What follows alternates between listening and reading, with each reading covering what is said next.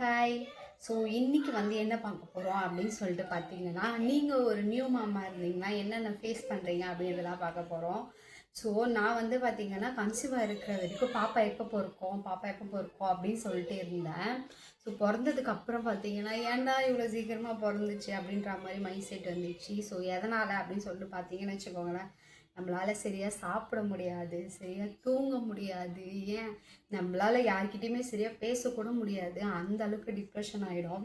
So நான் வந்து பார்த்திங்கன்னா ஒரு 9th மந்த் அது மாதிரி வந்து பாப்பா எனக்கு சீக்கிரமாக பிறந்துடணும், ஏன் அப்படின்னு சொல்லிட்டு பார்த்தீங்கன்னா திரும்பி படுக்க முடியாது, சீக்கிரமாக எழுந்துக்க முடியாது, பேக் பெயின் அதிகமாக இருந்துச்சு, சரி யார்கிட்ட கூட பேசக்கூட முடியல. ஸோ அவ்வளோ கஷ்டமாக இருக்கும்.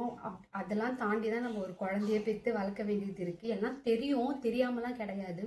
ஆனால் அது வந்து நம்ம டேரெக்டாக ஃபேஸ் பண்ணும்போது ரொம்ப கஷ்டமாக இருக்கும்.